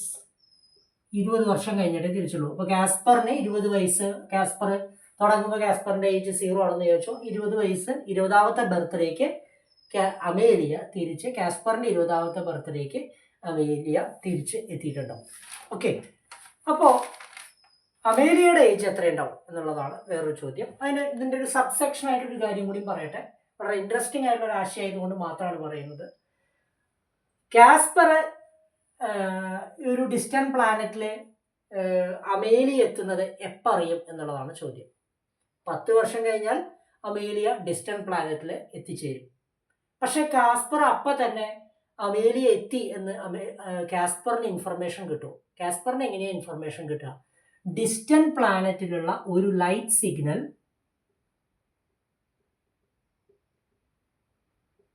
Amelia 10 വർഷം കഴിയുമ്പോൾ ഇവിടെ എത്തിയെന്ന് വിചാരിച്ചു, ഡിസ്റ്റന്റ് പ്ലാനറ്റിൽ എത്തിയെന്ന് വിചാരിച്ചു. പക്ഷെ കാസ്പർ എപ്പോഴാണ് അമേലിയ അവിടെ എത്തിയെന്ന് അറിയാം? 10 വർഷം കഴിയുമ്പോൾ തന്നെ കൃത്യമായിട്ട് അറിയുമോ എന്നുള്ളതാണ് ചോദ്യം. ഇല്ല.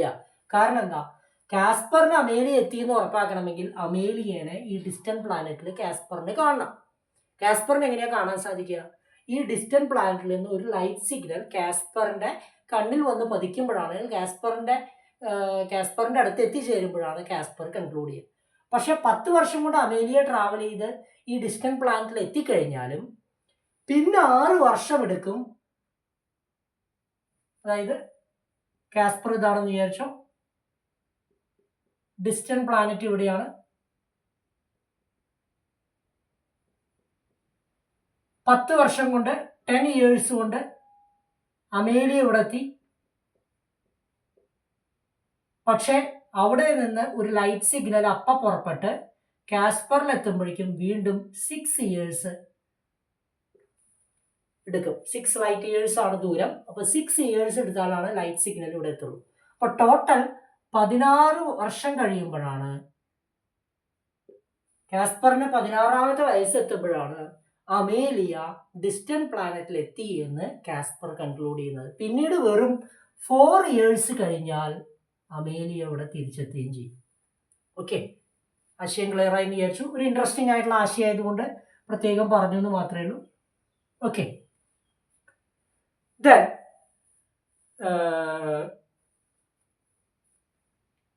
ഇതേ കാര്യം ഇപ്പൊ നമ്മൾ കാസ്പർ എന്താ പറഞ്ഞത്? കാസ്പർ 20ാമത്തെ വയസ്സെത്തുമ്പോൾ അമേലിയ തിരിച്ചെത്തിയിട്ടുണ്ടാവും എന്നുള്ളതാണ്. അപ്പോൾ അമേലിയയുടെ ഫ്രെയിമിൽ നിന്നുകൊണ്ട് ഈ ഒരു പ്രോബ്ലത്തിനെ ഡിസ്കസ് ചെയ്യാൻ പോവാണ്. അങ്ങനെ ആവുമ്പോഴാണ് ഈ ട്വിൻ പാരഡോക്സിന്റെ ബിഹേവിയറും ഇൻട്രസ്റ്റ് ഒക്കെ നമുക്ക് ക്ലിയർ ആയിട്ട് വരിക. So consider the same situation in Amelia's frame.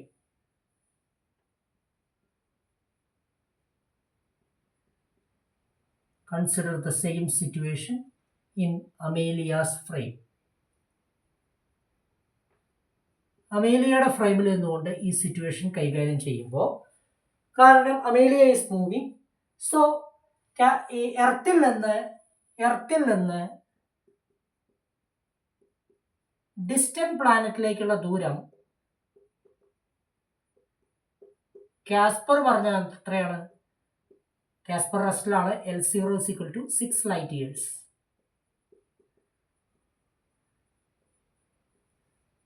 ആണല്ലോ. പക്ഷെ അമേലിയ ട്രാവൽ ചെയ്യുമ്പോൾ 0.6 സ്പീഡിലാണ് ട്രാവൽ ചെയ്യുന്നത് വെച്ചാൽ അമേലിയ ഒബ്സർവ് ചെയ്യുന്ന ലെങ്ത് എന്ന് പറയുന്നത് it is not L0, it will be L0 √1 - b²/c² വരും. ലെങ്ത് കോൺട്രാക്ഷൻ പ്രകാരം Amelia according to Amelia length is contracted by the relation like this. L is equal to L0 √1 - b²/c². L0 എന്ന് പറയുന്നത് 6 light years ആണ്. √1 - 0.6c/c². So that will be equal to 6 light years into √1 - 0.6².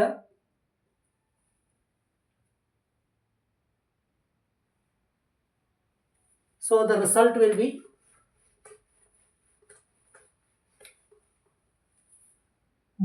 equal to 6 light years, 6 √1 - 0.36, that is equal to 6 √0.64, that is equal to 0.8 into 6 light years, that is equal to 4.8 light years. അപ്പോൾ അമേലിയയുടെ ഫ്രെയിമിൽ നോക്കുമ്പോൾ എർത്തും distant പ്ലാനറ്റും തമ്മിൽ 4.8 light ഇയേഴ്സേ ഉള്ളൂ.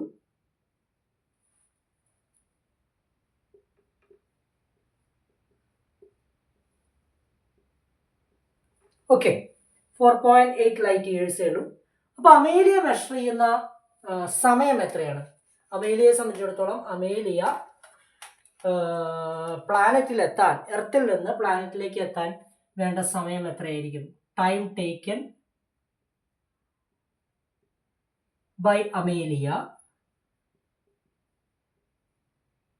To reach planet, that will be equal to എത്ര ദൂരം? 4.8 light years ആണ് ദൂരം. 4.8 light years ആണ്. എത്ര സ്പീഡിലാണ് ട്രാവൽ ചെയ്യുന്നത്? 0.6c സ്പീഡിലാണ്. അപ്പോൾ 4.8 by 0.6 ഇയേഴ്സ് എന്ന് വരും. So that will be equal to 8 years. അപ്പോൾ 8 വർഷം കൊണ്ടാണ്, ഇക്വേഷൻ നമ്പർ 3 എന്ന് കൊടുക്കാം, 8 വർഷം കൊണ്ടാണ്, അല്ല ഇതിന് ഇക്വേഷൻ നമ്പർ 3 എന്ന് കൊടുക്കാം, ഇതിന് ഇക്വേഷൻ നമ്പർ 4 എന്ന് കൊടുക്കാം. 8 വർഷം കൊണ്ടാണ് അമേലിയ ഇവിടെ എത്തുന്നത്. തിരിച്ച് അതേ 8 വർഷം തിരിച്ചു കൊടുക്കും. അപ്പോൾ ടോട്ടൽ ടൈം എത്ര വരും? Total time taken by Amelia, that will be equal to 8 plus 8, that is equal to 16 years. 16 വർഷം കൊണ്ട് അമേലിയ തിരിച്ചെത്തും.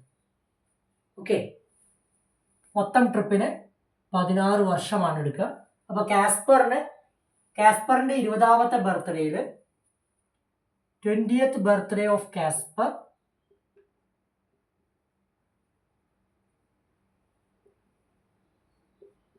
Amelia returns back.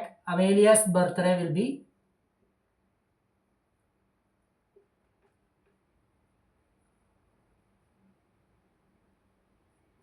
16th birthday. Okay, ഈ രൂപത്തിലാണ്. നമ്മുടെ ഓൾറെഡി ക്വാളിറ്റേറ്റീവായിട്ട് നമ്മൾ പറഞ്ഞിട്ടുണ്ടായിരുന്നു അമേലിയാണ് മോഷനിൽ ഉണ്ടാവുക, അതുകൊണ്ട് തന്നെ അമേലിയയുടെ ക്ലോക്കാണ് റണ്ണിങ് സ്ലോ ആയിട്ട് കൺസിഡർ ചെയ്യുക. അപ്പോൾ ആ ഒരു കോൺസെപ്റ്റ് ഉപയോഗിച്ചുകൊണ്ട് കാസ്പറിൻ്റെ 20ാമത്തെ ബർത്ത്ഡേക്ക് അമേലിയയ്ക്ക് 16 വയസ്സേ ആയിട്ടുണ്ടാവുള്ളൂ എന്നുള്ള രീതിയിൽ നമ്മൾ കൺക്ലൂഡ് ചെയ്യും. Okay, clear. ഈ ഒരു റിസൾട്ടിനെ നമ്മൾ ഒന്ന് റിലേറ്റിവിസ്റ്റിക് ഡോപ്ലർ ഇഫക്റ്റിൻ്റെ ഒരു സഹായത്തോടു കൂടി ഒന്ന് വെരിഫൈ ചെയ്യാൻ പോവാണ്. റിലേറ്റിവിസ്റ്റിക് ഡോപ്ലർ ഇഫക്റ്റിൻ്റെ കോൺസെപ്റ്റും കൂടി ഉപയോഗിച്ചുകൊണ്ട് ഇത് പ്രോപ്പറായിട്ടൊന്ന് വെരിഫൈ ചെയ്യാൻ പോവാണ്. അപ്പോൾ ഇതിൻ്റെ ഒരു കറക്റ്റ്നെസ്, ഈ ഒരു റിസൾട്ടിൻ്റെ കറക്റ്റ്നെസ് നമ്മൾ ഡോപ്ലർ ഇഫക്റ്റ് ഉപയോഗിച്ചുകൊണ്ട് നമ്മളൊന്ന് കൺക്ലൂഡ് ചെയ്യാൻ പോവാണ്. ഇതേ റിസൾട്ട് 16 ബർത്ത്ഡേ എന്ന് പറയുന്നത് 16 ഒരാളുടെ 16 ഒരാളുടെ 20 നമ്മൾ കൺക്ലൂഡ് ചെയ്യാൻ പോവാണ്. കൺഫർമേഷൻ ഓഫ് ദിസ് റിസൾട്ട്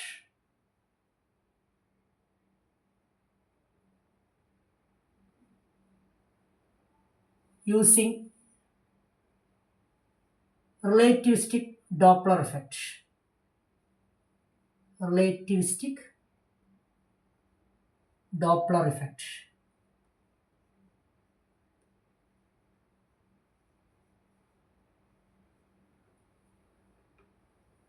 അപ്പോൾ അതിന് നമ്മൾ ചെയ്യാൻ പോകുന്നത് എന്താണെന്ന് ചോദിച്ചാൽ, നമ്മുടെ കയ്യിൽ കാസ്പർ ഉണ്ട്, എർത്തിലാണ്. അമേലിയ ആണെങ്കിൽ റിലേറ്റീവ് മോഷനിലാണ്.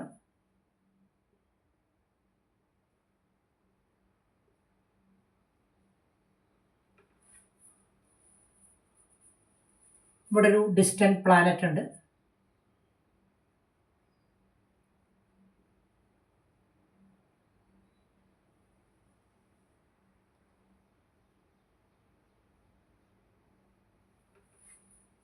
നമ്മുടെ ഒരു ഡിവൈസ് കൺസിഡർ ചെയ്യുകയാണ്. കാസ്പറിൻ്റെ കയ്യിൽ ഒരു ഡിവൈസ് ഉണ്ടെന്ന് വിചാരിച്ചു. കാസ്പർ അയാളുടെ ബർത്ത്ഡേ അന്ന്, എല്ലാ വർഷവും അയാളുടെ ബർത്ത്ഡേയുടെ അന്ന് ഒരു ലൈറ്റ് സിഗ്നൽ അമേലിയയ്ക്ക് അയക്കും. ഒരു ഇൻഫർമേഷൻ പോലെ, അമേലിയയ്ക്ക് ഒരു ഇൻഫർമേഷൻ, ഒരു മെസ്സേജ് പോലെ ഒരു ലൈറ്റ് സിഗ്നൽ പാസ് ചെയ്യാണ്. ആ ലൈറ്റ് സിഗ്നലിൻ്റെ പ്രത്യേകത എന്താണെന്ന് ചോദിച്ചാൽ, ആ ലൈറ്റ് സിഗ്നലിൻ്റെ ടൈം പീരീഡ് എന്ന് പറയുന്നത് ഈ 1 ഇയർ ആണ്. അപ്പോൾ അത്തരത്തിലുള്ള ലൈറ്റ് സിഗ്നലാണ് നമ്മൾ സാധാരണ ഉപയോഗിക്കുന്ന ലൈറ്റ് സിഗ്നലിൻ്റെ ഫ്രീക്വൻസി അല്ല, വിസിബിൾ ലൈറ്റിൻ്റെ ഫ്രീക്വൻസി അല്ല പറയുന്നത്. ഇയാളുടെ കയ്യിലുള്ള ഈ ഡിവൈസിന് ഇയാൾ അയക്കുന്ന മെസ്സേജിൻ്റെ ലൈറ്റ് സിഗ്നൽ മെസ്സേജ് എന്ന് പറയുന്നത് it's time period is 1 year. That means Casper sense A light signal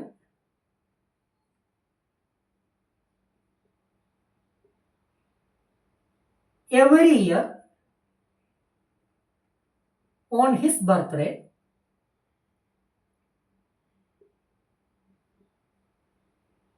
with a frequency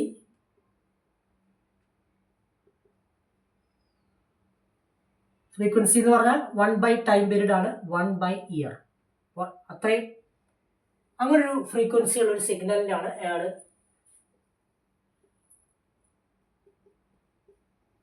അയക്കുന്നതെന്ന് വിചാരിച്ചു. അപ്പോൾ ഓരോ വർഷവും അമേലിയ ഇത് ഒബ്സർവ് ചെയ്യുന്നുണ്ടാവും. അമേലിയ ഒബ്സർവ് ചെയ്യുന്ന ഫ്രീക്വൻസി എന്ന് പറയുന്നത് it will be F prime. കാരണം അമേലിയ റിസീവ് ചെയ്യുന്ന ഫ്രീക്വൻസി എന്ന് പറയുന്നത് ഈ ഫ്രീക്വൻസി തന്നെയാവില്ല. കാസ്പർ അയക്കുന്ന സിഗ്നലിൻ്റെ അതേ ഫ്രീക്വൻസിയിലല്ല അമേലിയ ഒബ്സർവ് ചെയ്യുക. കാരണം എന്താ, അമേലിയ റിലേറ്റീവ് മോഷനിലാണ്. അപ്പോൾ റിലേറ്റീവ് മോഷനിലാവുമ്പോൾ സോഴ്സും ഒബ്സർവറും തമ്മിലുള്ള റിലേറ്റീവ് മോഷനുള്ളത് കാരണം അവിടെ ഡോപ്ലർ ഇഫക്റ്റ് നമ്മൾ കൺസിഡർ ചെയ്യേണ്ടി വരും. ഒരു ഡോപ്ലർ ഷിഫ്റ്റഡ് ഫ്രീക്വൻസി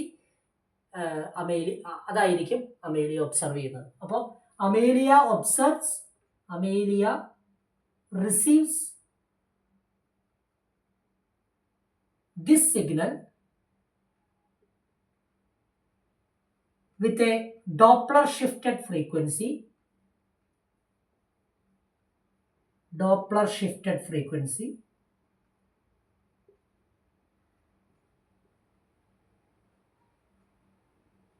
നമുക്ക് എഫ് പ്രൈം എന്ന് കൊടുക്കാം.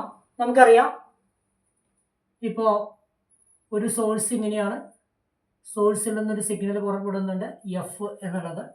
ഇവിടെ ഒരു ഒബ്സർവർ ഉണ്ടെന്ന് വിചാരിച്ചു. ആ ഒബ്സർവർ റിലേറ്റീവ് മോഷനിലാണെന്ന് വിചാരിച്ചു. ഈ ഡയറക്ഷനിലാണ്. Observer is moving away from the source ആണെങ്കിൽ you observe a frequency f prime and its relation will be f prime is equal to f into root 1 minus v by c divided by 1 plus v by c. ഇതാണ് relation. Okay, അപ്പോൾ ഇവിടെ v എന്ന് പറയുന്നത് 0.6 ആണ്. അപ്പോൾ F prime is equal to F എന്ന് പറയുന്നത് 1 by year ആണ്.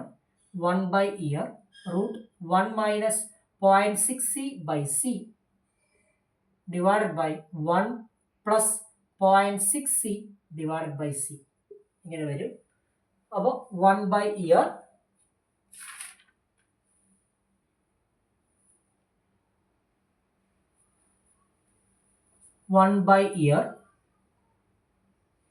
root 1 minus 0.6 divided by 1 plus 0.6.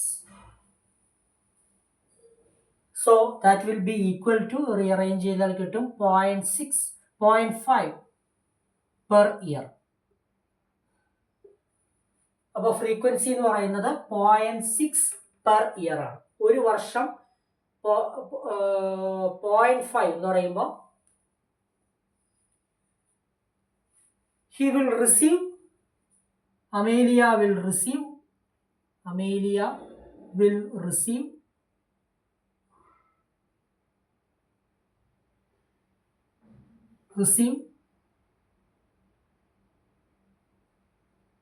1 signal in 2 years. Is it correct? എങ്ങോട്ട് പോകുമ്പോൾ അങ്ങോട്ട് ട്രാവൽ ചെയ്യുമ്പോൾ അമേലിയ ഇങ്ങനെയാണ് ട്രാവൽ ചെയ്യുന്നത്. അമേലിയ കാസ്പറിൽ നിന്ന് അകന്നു പോവുകയാണ്. അങ്ങോട്ട് ഡിസ്റ്റന്റ് പ്ലാനറ്റിലേക്ക് ട്രാവൽ ചെയ്യുന്ന സമയത്ത് പ്ലാനറ്റിലേക്ക് ട്രാവൽ ചെയ്യുന്ന സമയത്ത് അമേലിയ ഇങ്ങനെയാണ് ട്രാവൽ ചെയ്യുന്നത്, ഈ ഡിറക്ഷനിലാണോ ട്രാവൽ ചെയ്യുന്നത്. അപ്പോൾ 2 കൊല്ലം കൂടും തോറും ഒരു സിഗ്നൽ അമേലിയ ഒബ്സർവ് ചെയ്യും. അമേലിയ മൊത്തം എടുക്കുന്ന സമയം എത്രയാണ് നമ്മൾ മുമ്പ് പറഞ്ഞിട്ടുണ്ടായിരുന്നു. ഇതാണ് കാസ്പർ, ഇത് പ്ലാനറ്റ്. അക്കോർഡിംഗ് ടു അമേലിയ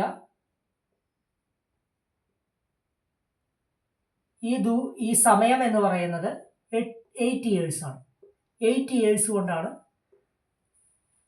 പ്ലാനറ്റിൽ എത്തുന്നത്. So Amelia will receive 1 signal in 2 years. മൊത്തം 8 വർഷം എടുക്കുന്നുണ്ടെങ്കിൽ in 8 years Amelia will receive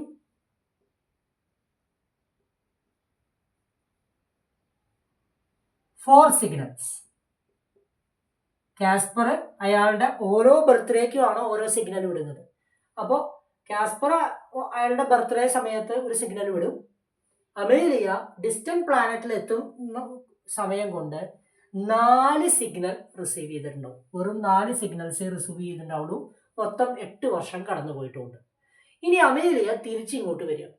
Amelia ഇങ്ങോട്ട് തിരിച്ചു വരുന്ന സമയത്ത് കാസ്പർ ഇങ്ങനെ കാസ്പറാണ് ലൈറ്റ് സിഗ്നൽ പുറത്തു വിടുന്നത്. കാസ്പർ ഇങ്ങനെ അമേലിയ തിരിച്ചിങ്ങോട്ട് വരികയാണ് പ്ലാനറ്റിൽ നിന്ന്. ഇങ്ങനെയായിരിക്കും ട്രാവൽ ചെയ്യുക. അപ്പോൾ വി എന്ന് പറയുന്ന ഈ ഫോർമുലയിൽ വിക്ക് മൈനസ് വി സബ്സ്റ്റിറ്റ്യൂട്ട് ചെയ്യേണ്ടി വരും. കാരണം എന്താണെന്ന് വെച്ചാൽ your observer is moving towards the source. So the relation will be F prime is equal to F root 1 plus V by C divided by 1 minus V by C എന്ന് കൊടുക്കാം. ഇവിടെ 1 by year എന്ന് കൊടുക്കാം. 1 by year divided root 1 plus 0.6c by C divided by 1 minus 0.6c by C എന്ന് വരും. So your result will B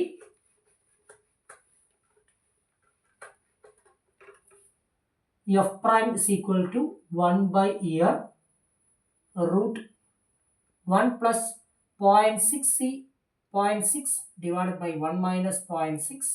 So 1 by year into root 1.6 divided by 0.4 എന്ന് വരും. So the result will be 2 per year. Okay, അപ്പോൾ തിരിച്ചു വരുന്ന സമയത്ത് ഒരു വർഷത്തിലെ 2 ലൈറ്റ് സിഗ്നൽ അമേലിയ ഒബ്സർവ് ചെയ്യുന്നത്. That means Amelia receives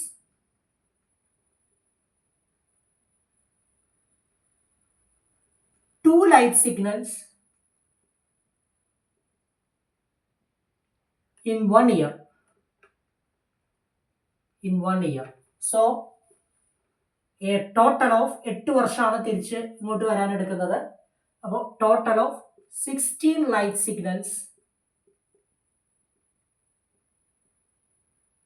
is received by Amelia. അപ്പോൾ അങ്ങോട്ട് പോകുമ്പോൾ 4 ലൈറ്റ് സിഗ്നൽ അമേലിയ. എങ്ങനെയാ അമേലിയ ഓരോ ലൈറ്റ് സിഗ്നൽ അമേലിയ റിസീവ് ചെയ്യുമ്പോഴും കാസ്പറിന് 1 വയസ്സ് കൂടി, കാസ്പറിന്റെ ബർത്ത്ഡേ വന്നു എന്ന് അമേലിയ മനസ്സിലാക്കുന്നു. അപ്പൊ അങ്ങോട്ട് പോകുമ്പോൾ 4 ലൈറ്റ് സിഗ്നലും തിരിച്ചിങ്ങോട്ട് വരുമ്പോൾ 16 ലൈറ്റ് സിഗ്നൽസും അമേലിയ റിസീവ് ചെയ്യും. അപ്പൊ അതിൽ നിന്ന് അമേലിയ കൺക്ലൂഡ് ചെയ്യും കാസ്പറിന്റെ ഏജ് എന്ന് പറയുന്നത് 20 years ആയി എന്ന് കൺക്ലൂഡ് ചെയ്യും. കാസ്പറിൽ നിന്ന് ലൈറ്റ് സിഗ്നൽ അമേലിയ റിസീവ് ചെയ്യുമ്പോഴാണ് അമേലിയ കാസ്പറിന്റെ ഏജ് 1 വർഷം കൂടി എന്ന് മനസ്സിലാക്കുന്നത്. അപ്പൊ അങ്ങോട്ട് പോകുമ്പോൾ 4 ലൈറ്റ് സിഗ്നൽസും ഇങ്ങോട്ട് തിരിച്ചു വരുമ്പോൾ 16 ലൈറ്റ് സിഗ്നൽസും റിസീവ് ചെയ്യുമ്പോൾ തിരിച്ച് റിട്ടേൺ ഇവിടെ എത്തുമ്പോൾ അമേലിയ പറയും കാസ്പറിന്റെ ഏജ് എന്ന് പറയുന്നത് 20 ആയി. അമേലിയ വെറും 16 വർഷമാണ് മൊത്തത്തിൽ ട്രാവൽ ചെയ്തേക്കുന്നത്. ഓക്കെ, അപ്പോൾ അമേലിയയുടെ ഏജ് 16. ഈ രീതിയിൽ ട്വിൻ പാരഡോക്സിനെ നമുക്ക് റിസോൾവ് ചെയ്യാൻ പറ്റി. വളരെ ലളിതമായിട്ടാണ് നമ്മൾ ഈ ഒരു എക്സാമ്പിൾ ഉപയോഗിച്ചുകൊണ്ട് റിലേറ്റിവിസ്റ്റിക് ഡോപ്ലർ ഇഫക്റ്റിന്റെ സഹായത്തോടുകൂടി ഈ കൺക്ലൂഷനിൽ എത്തിയിരിക്കുന്നത്. പ്യുവർലി 2 ഇനേർഷ്യൽ ഫ്രെയിമിന്റെ കോണ്ടെക്സ്റ്റിൽ നമ്മൾ സ്പെഷ്യൽ റിലേറ്റിവിറ്റിയുടെ ബേസിക് ടൂളുകൾ മാത്രം ഉപയോഗിച്ചുകൊണ്ട് നമുക്കിത് സോൾവ് ചെയ്യാൻ പറ്റില്ല. ചില അപ്രോക്സിമേഷൻസ് ഒക്കെ കാര്യങ്ങൾ ഉപയോഗിച്ചുകൊണ്ടാണ് നമ്മൾ ഈ ടേൺ അറൗണ്ട് ടൈമിനെയൊക്കെ നെഗ്ലക്ട് ചെയ്തുകൊണ്ടാണ് നമ്മൾ ഈ ഒരു കോൺസെപ്റ്റിലേക്ക് എത്തിയത്. അതല്ലെങ്കിൽ ജനറൽ തിയറി ഓഫ് റിലേറ്റിവിറ്റിയുടെ ടൂൾസ് ഉപയോഗിച്ചുകൊണ്ട് നമുക്ക് ഡിസ്കസ് ചെയ്യേണ്ടി വന്നേനെ. ഓക്കെ,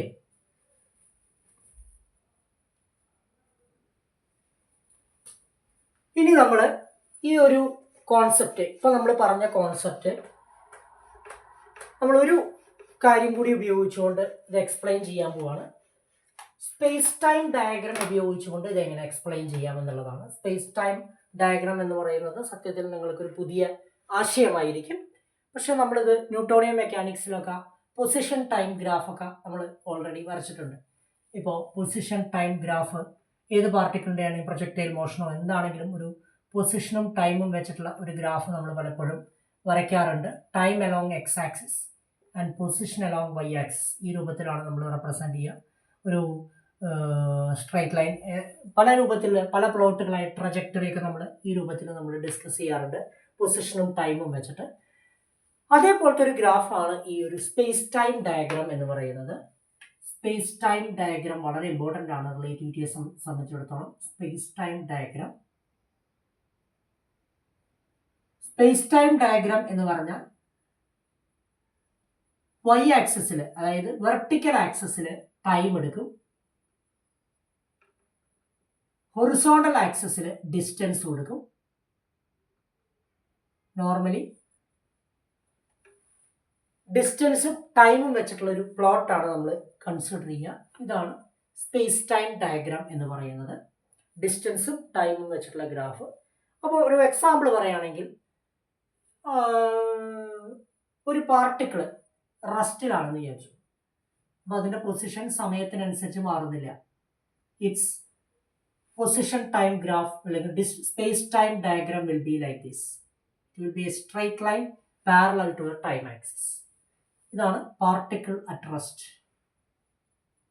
സ്ഥലം മാറുന്നില്ല, സമയത്തിനനുസരിച്ച് സ്ഥലം മാറുന്നില്ലെങ്കിൽ ഈ രൂപത്തിൽ നമുക്ക് റെപ്രസെന്റ് ചെയ്യാൻ പറ്റും. ഇനി ഒരു ലൈറ്റ് സിഗ്നൽ ആണെന്ന് വിചാരിച്ചു. ലൈറ്റ് സിഗ്നൽ നിങ്ങൾക്കറിയാം, ലൈറ്റ് സിഗ്നൽ എന്ന് പറയുന്നത് സി സ്പീഡിലാണ് ട്രാവൽ ചെയ്യുക. C is A constant. T സമയം കൊണ്ടത് സി ടി ദൂരമാണ് ട്രാവൽ ചെയ്യുക. അപ്പോൾ ഒരു ലൈറ്റ് സിഗ്നലിന്റെ പ്ലോട്ട് വരയ്ക്കുമ്പോൾ it will be always making an angle 45 degree with X axis. ഇതാണ് ലൈറ്റ് സിഗ്നലിന്റെ പ്ലോട്ട്. ഇനി if a particle is moving less than speed of light, the plot will be like this. Vertical ആവില്ല, എങ്കിലും ഈ 45 degree വന്നിട്ടുണ്ടാവില്ല. ഇത്തരത്തിലുള്ള പ്ലോട്ടുകളെ, ഈ space time ഡയഗ്രത്തിൽ വരയ്ക്കുന്ന പ്ലോട്ടുകളെ നമ്മൾ സാധാരണ വിളിക്കുന്ന പേരാണ് world line. World line means space ടൈമിന്റെ പ്ലോട്ടുകളെ അതിൻ്റെ ആ പ്ലോട്ടിനെ വിളിക്കുന്ന പേരാണ് വേൾഡ് ലൈൻ എന്ന് പറയുന്നത്. ഈ വേൾഡ് ലൈൻസ് ഉപയോഗിച്ചുകൊണ്ട്, വേൾഡ് ലൈൻ എന്ന് പറയുന്നത് ഇതൊക്കെ വേൾഡ് ലൈൻസ് ആണ്.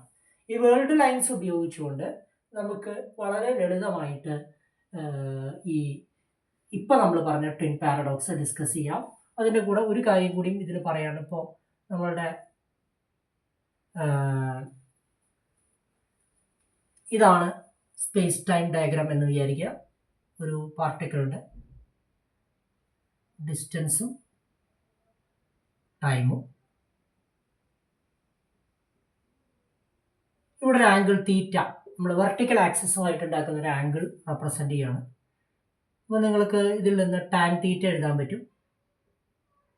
അപ്പോൾ O A B C, tan theta എന്ത് എഴുതും? ടാൻ തീറ്റ എന്ന് പറയുന്നത് ഓപ്പോസിറ്റ് സൈഡ് എന്ന് പറഞ്ഞാൽ C A divided by hypotenuse, അല്ലെങ്കിൽ opposite side by adjacent side വരും, ഒ സി എന്ന് വരും. സി എന്ന് പറഞ്ഞാൽ എന്താണ്? ഒ ബി ആണ്, അത് ഡിസ്റ്റൻസ് ആണ്. ഡിസ്റ്റൻസ്.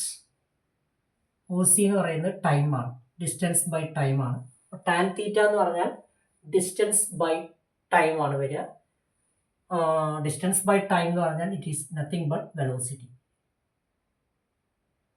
അപ്പോൾ tangent of world line will give velocity. അതല്ലെങ്കിൽ സ്ലോപ്പ് എന്ന് പറഞ്ഞാൽ change in Y by change in X എന്നുള്ളതാണ്. അപ്പോൾ ടൈം ഡിവൈഡഡ് ബൈ ഡിസ്റ്റൻസ് വരും. അപ്പോൾ 1 ബൈ വെലോസിറ്റി വരും.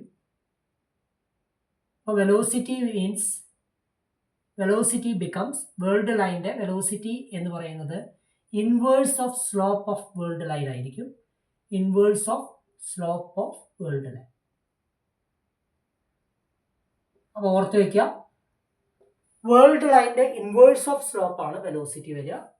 അതിൻ്റെ ടാൻ തീറ്റ എന്ന് പറയുന്നത് നമ്മൾ വെർട്ടിക്കൽ ആക്സിസ് ആയിട്ടാണ് ഈ ആംഗിൾ ഉണ്ടാക്കുക. നോർമലി പലപ്പോഴും നമ്മൾ ഹൊറിസോണ്ടൽ ആക്സിസിലാണ് പലപ്പോഴും പല പ്രോബ്ലത്തിന് നമ്മൾ ചെയ്യാറുള്ളത്. പക്ഷേ ഈ കേസിൽ നമ്മൾ തീറ്റ എന്ന് പറയുന്നത് വെർട്ടിക്കൽ ആക്സിസുമായിട്ട് ഉണ്ടാക്കുന്ന ആംഗിളാണ് ഇവിടെ റെപ്രസെൻ്റ് ചെയ്യുന്നത്.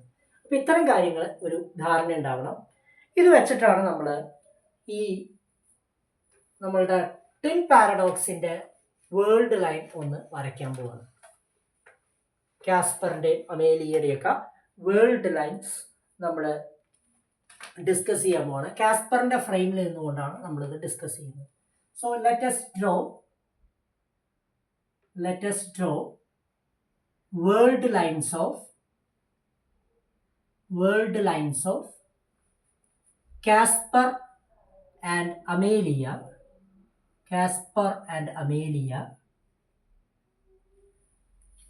according to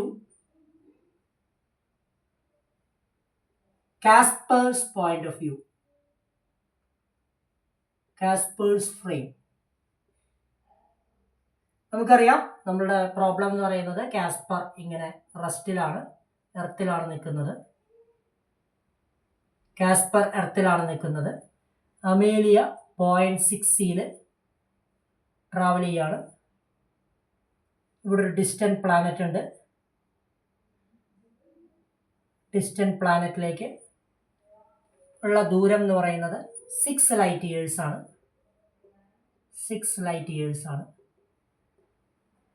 0.6 ട്രാവൽ ചെയ്തിട്ട് തിരിച്ച് അമേലിയ 0.6 തന്നെ റിട്ടേൺ ചെയ്യുന്നു. Okay, clear. മൊത്തം കാസ്പറിൻ്റെ ഏജ് നമ്മൾ എടുത്തേണ്ടത് 20 ഇയേഴ്സ് ആണ്. കാസ്പർ മൊത്തത്തിൽ ഒബ്സർവ് ചെയ്യുന്നത് 20 ഇയേഴ്സ് കൊണ്ട് 20th ബർത്ത്ഡേക്കാണ് അമേലിയ തിരിച്ചെത്തുന്നത്. ഓക്കെ, അപ്പോൾ നമുക്ക് ഒരു കാര്യം ചെയ്യാം. കാസ്പർ അർത്ഥത്തിൽ തന്നെ തുടരുകയാണ്. അപ്പോൾ കാസ്പറിൻ്റെ വേൾഡ് ലൈൻ വരയ്ക്കുമ്പോൾ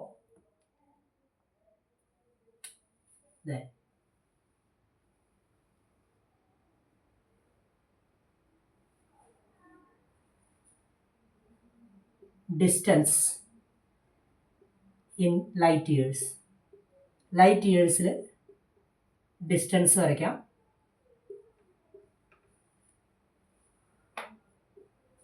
ടൈം ഇയേഴ്സിലെടുക്കാം, കാരണം നമ്മളിവിടെ ഇയേഴ്സിലാണ് സമയം രേഖപ്പെടുത്തിയേക്കുന്നത്.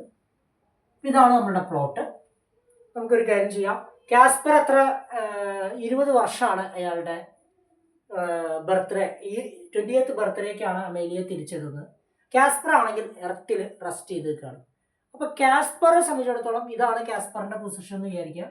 കാസ്പർ 20 കൊല്ലം കഴിഞ്ഞാലും ഇതേ പൊസിഷനിൽ തന്നെ ഉണ്ടാവും. അപ്പോൾ അതിൻ്റെ സമയം മാത്രമേ മാറുള്ളൂ.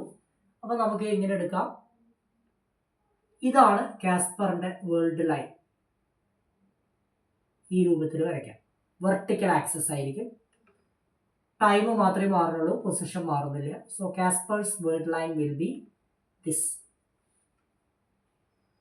കാസ്പേഴ്സ് വേൾഡ് ലൈൻ. ഓക്കെ, അപ്പോൾ നമുക്കൊരു കാര്യം ചെയ്യാം. ഇത് 1, ഇത് 2, 3, 4, 5, 6, 7, 8, 9, 10, 11, 12, 13, 14, 15, 16, 17, 18, 19, 20.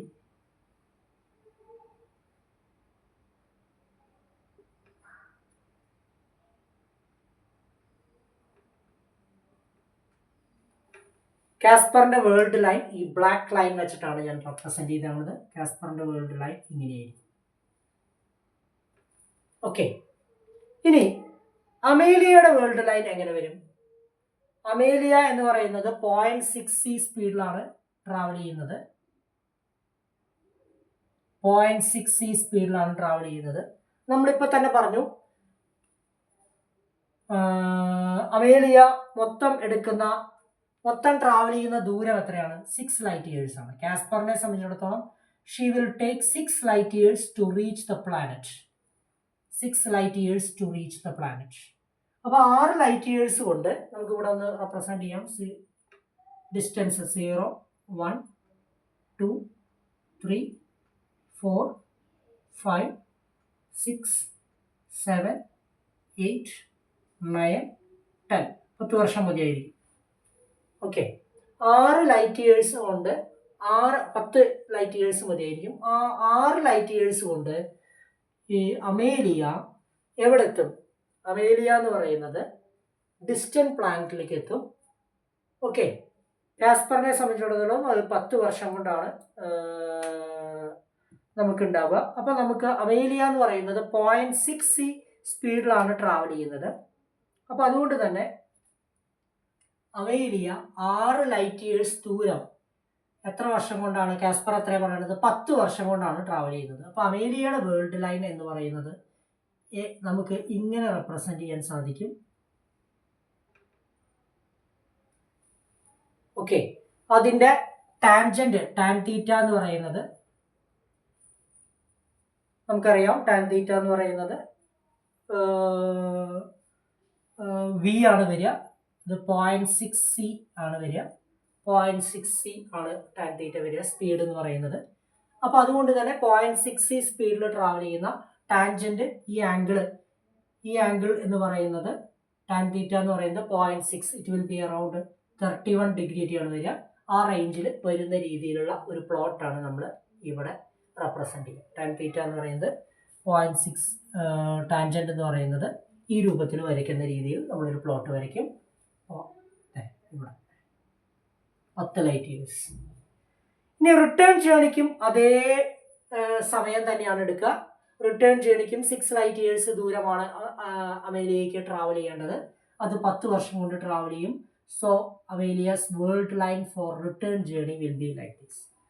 ഇത് അമേലിയയുടെ വേൾഡ് ലൈനാണ്. Amelia's world line to distant planet. ഇവിടെ എത്തിയപ്പോൾ പ്ലാനറ്റ് എത്തി. ഇതും അമേലിയയുടെ വേൾഡ് ലൈനാണ്.